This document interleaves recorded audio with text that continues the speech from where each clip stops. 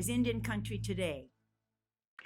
Esquili, yes, thank you for joining us. I'm Patty Thalahungva.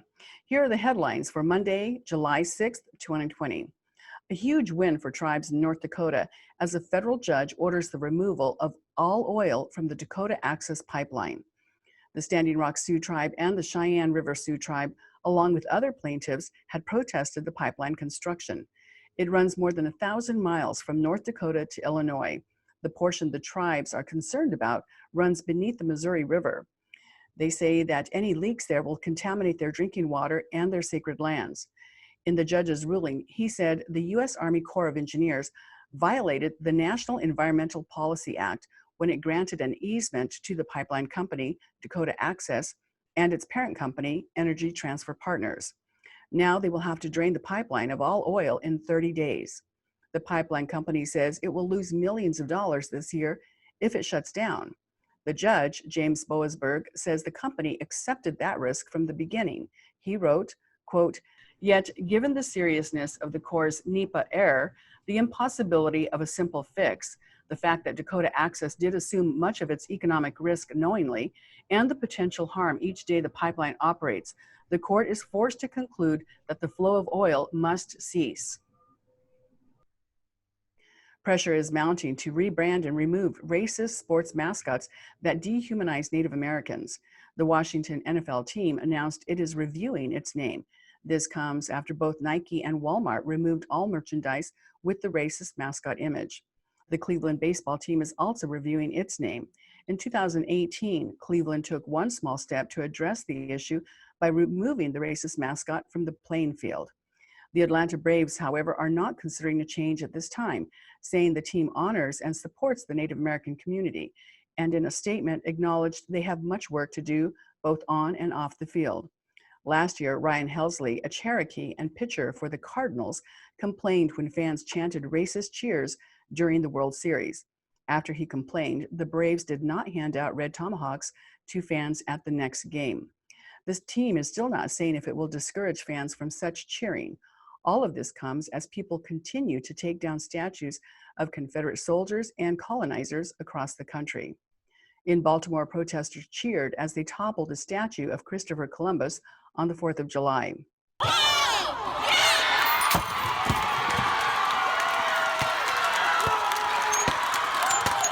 Protesters reminded people that Columbus was responsible for the genocide and exploitation of Native peoples in the Americas. The video, shot by Louis Krause from the Baltimore Brew, shows people cheering as the statue fell. It was later tossed in the city's harbor on Saturday night. Statues of Columbus have been torn down or vandalized in other cities, such as Miami, Richmond, St. Paul, and Boston.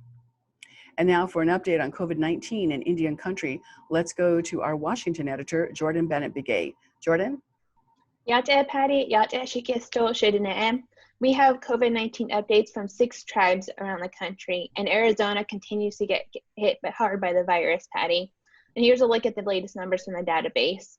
There are 12,508 positive cases and 511 deaths in the Indian health system. Again, that is a total of 12,508 positive cases and 511 deaths as of July 6th.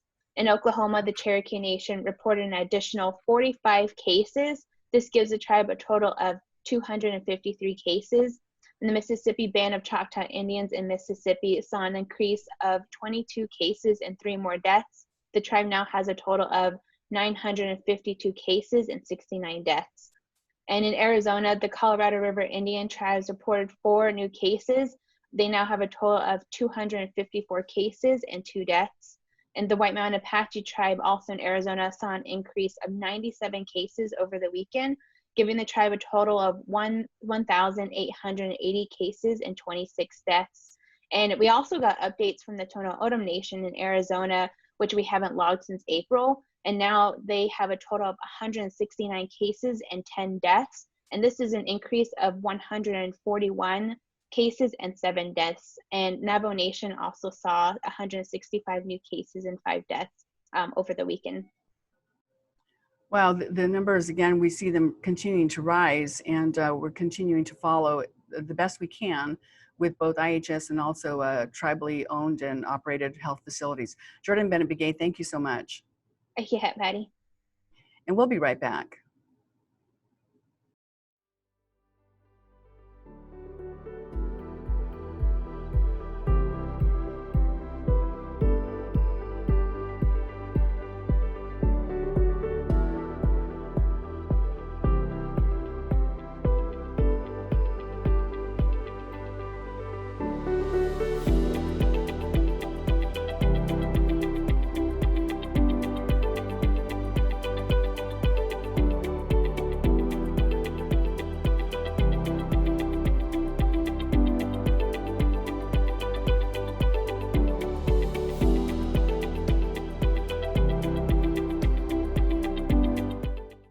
This is Indian Country Today.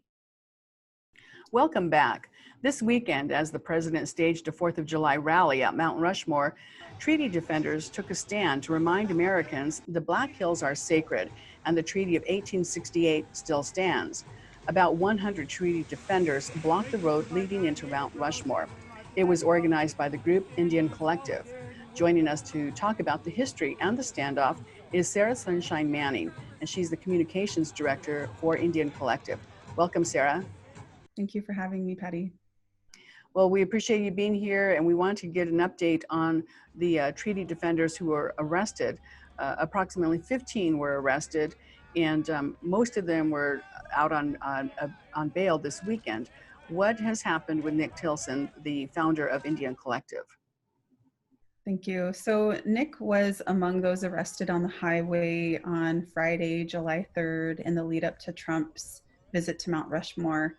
And he was arrested and taken into custody at Pennington County Jail right there in Rapid City.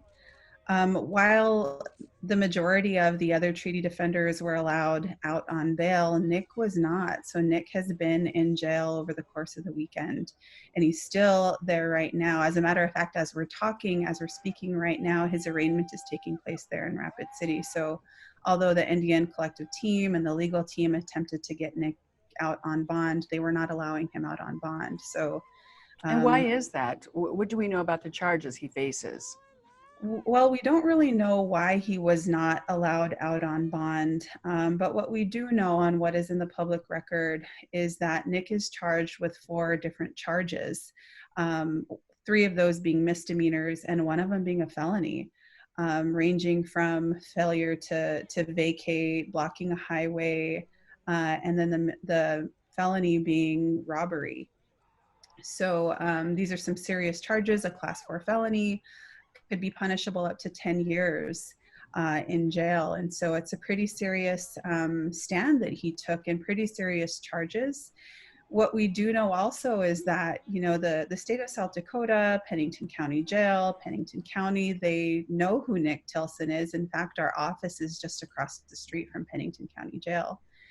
We've sat in the Pennington County Courthouse just a bit over a year ago when Indian Collective, along with other plaintiffs, sued the state of South Dakota for the Riot Boosting Act. So we've been here before.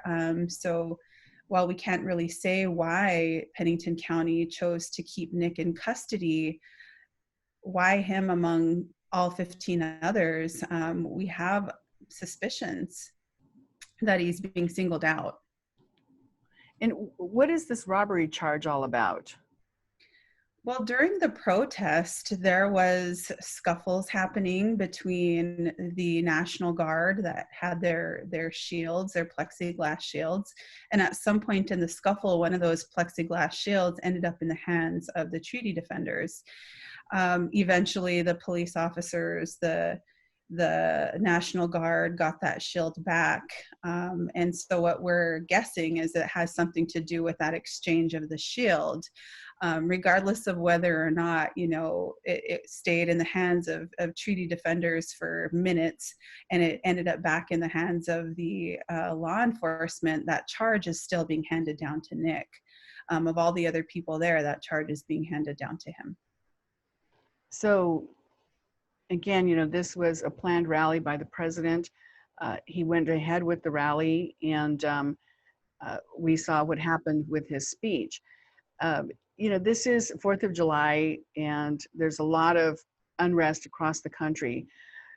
Tell us about this history of Mount Rushmore. And again, what does it mean to the Lakota people in that area? And especially with the Treaty of 1868, the Fort Laramie Treaty of 1868, that stipulates who actually has ownership of that land.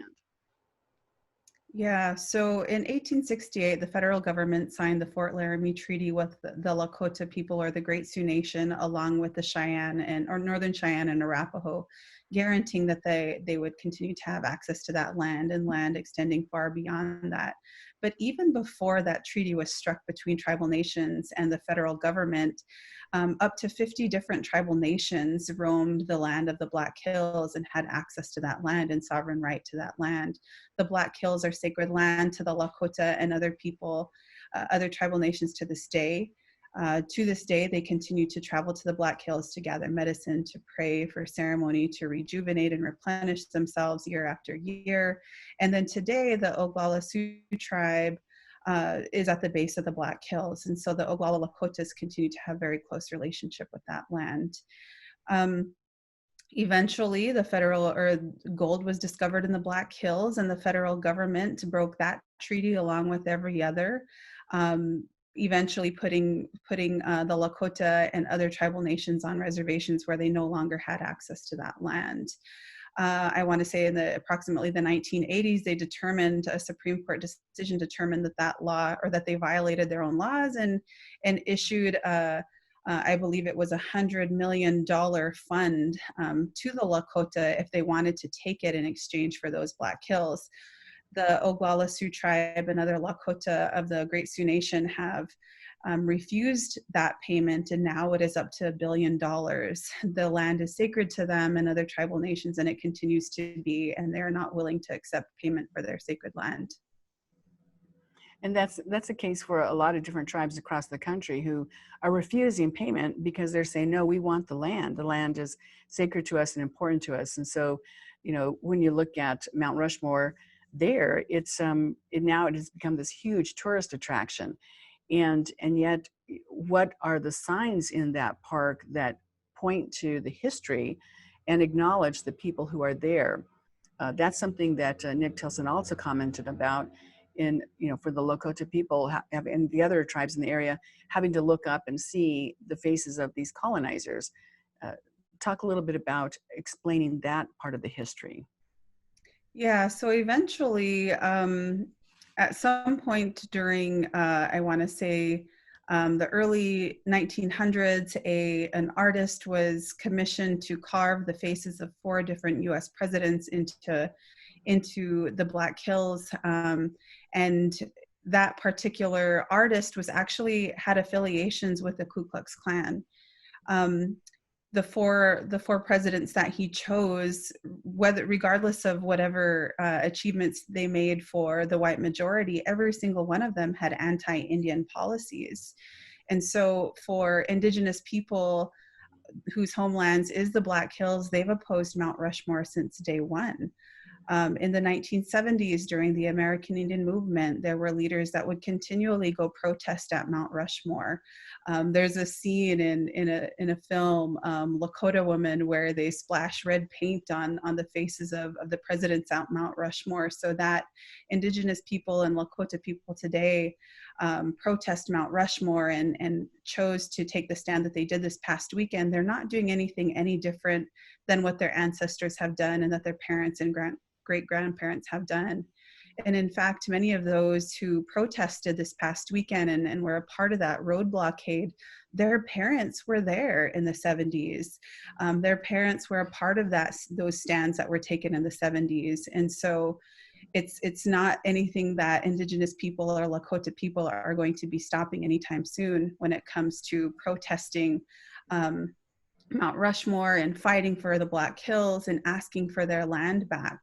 And I think what I think is also really important and valuable in this time too is that nationally there's this conversation around, what is white supremacy and how does it manifest? How does it show up? And how has white supremacy as it pertains to Indigenous people been so normalized that we've been taught to look past it? So in an earlier interview before his arrest last week, President and CEO of Indian Collective, Nick Tilson, spoke in an interview on MSNBC and shared that Mount Rushmore is a symbol of white supremacy. And that didn't sit well with a lot of people. People were really confused seeing President Abraham Lincoln up there, who is known for signing the Emancipation Proclamation, seeing all these other presidents who seemingly had these great legacies. And so it was evident there in the resistance to understand why this is a symbol of white supremacy, that white supremacy and colonization have been so normalized and accepted that the vast majority of America can't really see past that white supremacy or racism when it comes to Indigenous people have a hard time accepting that that's what it is white supremacy. And you often hear, people saying, well, it happened a long time ago, so get over it. But clearly that's not the case. That's happening, here at Mount Rushmore. There's another monument across the country, and that's Stone Mountain, and it has Confederate leaders carved into a rock, very similar to Mount Rushmore, but these are Confederate leaders. And there's calls now to re-examine that. And do you see a day where maybe both Stone Mountain and Mount Rushmore are erased? Yeah, I think that day is coming, and it's really exciting to be in this time where statues are being pulled down. Statues of Christopher Columbus are being pulled down. Confederate statues are being pulled down. Statues that very blatantly show that the white colonizers feel superior to both Black and Indigenous people and feel that they had a right to take our land. Just not very long ago, I want to say about 20 years ago, when I was a college student, I remember we protested against Columbus Day in a college speech class. I gave a persuasive speech about why the name of a mountain in Phoenix should be changed. It was called Squaw Peak at the time, and I remember just 20 years ago hearing the retort, it's not going to happen, it's not going to change, that fight was already attempted, and you guys didn't win. But these wins continue to roll in, which is really exciting. Not only are state and local municipalities choosing to take down these statues before activists pull them down, we also see this movement of national professional teams changing their mascots. And so I think this era of racial awakening of what racial injustice really looks like in this country, America is being called out and called up to really re-examine the many different ways that white supremacy manifests and has been normalized and accepted. So I think it's only a matter of time. And just this past weekend too, the Redskins and the Cleveland Indians have discussed changing their names. So the wins continue to happen. I think America's at a point where they can't hide from that history anymore. Our younger generations want better, from Zoomers to millennials. They don't want to believe in this lie of American morals. They want something better. And so whether or not we get it to the changes today or in a couple years, it's inevitable. And you mentioned this younger generation who don't want to continue to live with these kinds of racist symbols, racist mascots. It's not just people of color either. There were a lot of allies at this among the treaty defenders who were there talking to the officers, to the National Guard members, and saying why they were there to support. So this idea that now this fight includes all people, how important is that when you're looking at changing a national awareness? Yeah, well, what we know as Indigenous people and organizers and folks who have been doing this movement work for a long time, and what we say at Indian Collective, is that our liberation is bound up with each other. Black liberation and Indigenous liberation both go back to the same root of the same injustice that sprung from the foundations of this country. And even liberation for our white relatives that are part of this land now too. their liberation is also bound up in ours. They are not free when they're believing in lies or whitewashed narratives that this country is really based upon. Our youth and our students who are in schools suffering public education that leaves out huge parts of our history, they're not liberated until the truth is given to them too. And so I think this shared humanity, this shared understanding that, you know, our liberation is bound up with each other regardless of our background. I think people are catching on to that, and it feels good to stand with each other. It feels good to see changes happening the more that we work together. So I think it's people are recognizing how indispensable it is to work together. And then when statues are taken down, removed by protesters, there's a concern that we're trying to erase that part of the history. How do you propose, or what is Indian Collective advising to continue to learn about that part of history without having monuments out in public spaces? Right. And I think it's so interesting that is the concern, that history is being erased. Indigenous history has been erased. That history has not been brought to light. Only a certain history has been elevated. And there's a way that we can tell the history of these colonizers and these racist leaders of our past without elevating them to the point of being heroes. I think there are so many other heroes that we can honor today that didn't just usher in wins and justices and great changes for the white majority, but all of humanity. It's totally fine to take down Mount Rushmore. It's totally acceptable to take down statues of Christopher Columbus and Oñate and other colonizers and replace them with some of these amazing figures today who really stand for the values that are of our future and of our present. And so taking down racist figures does not change history. We have history books. We have ways to tell that story and frame it differently. But it's just that when they're elevated to the point of heroes and having statues and monuments, it's framed in a way that's really toxic and harmful to our future, in a way that justifies genocide and justifies white supremacy. And we can't tell history that way anymore. It's just unacceptable. Our current generations won't stand for it, and it's going to continue to harm us as a nation, as a country, as humanity, if we tell history that way. All right, now we have to acknowledge that we're in a pandemic. All of this is happening as the tribes have set up roadblocks to protect their people from contracting the coronavirus. So in this protest on Friday, how did Indian Collective work with the tribes and to make sure that everyone was safe, and especially if they're returning back to the reservations? Right. So the vast majority of land defenders, Indigenous people, and our allies that were at that protest wore masks. There was hand sanitizer present.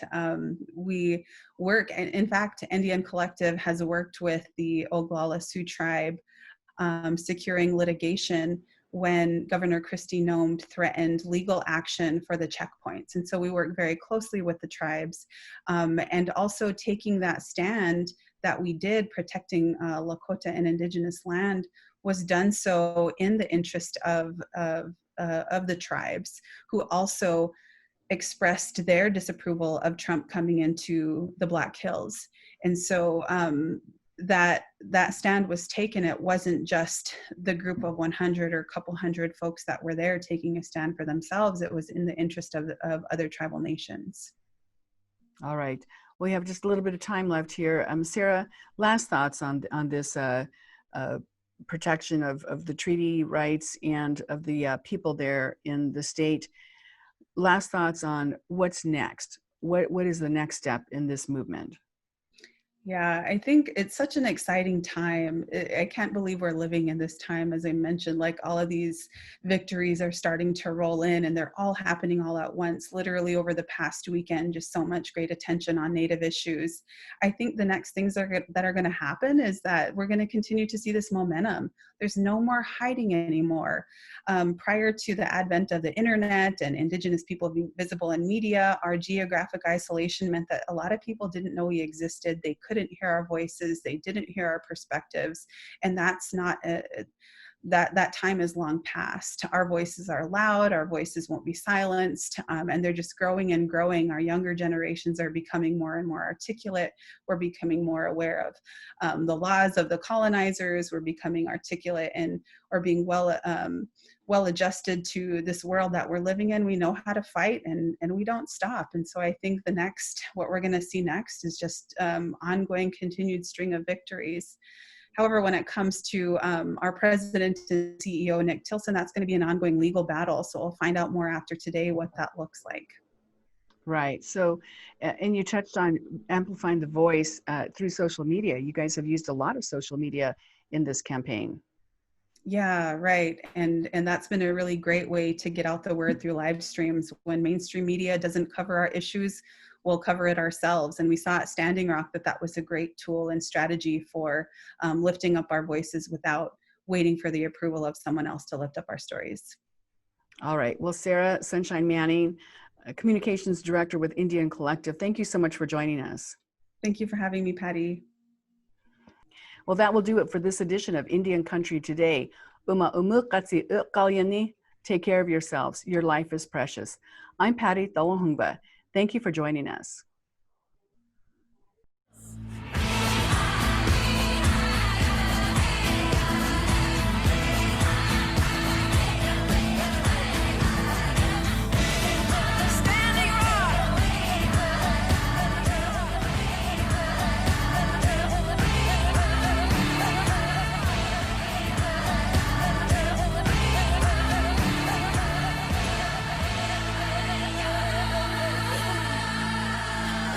This is Indian Country Today.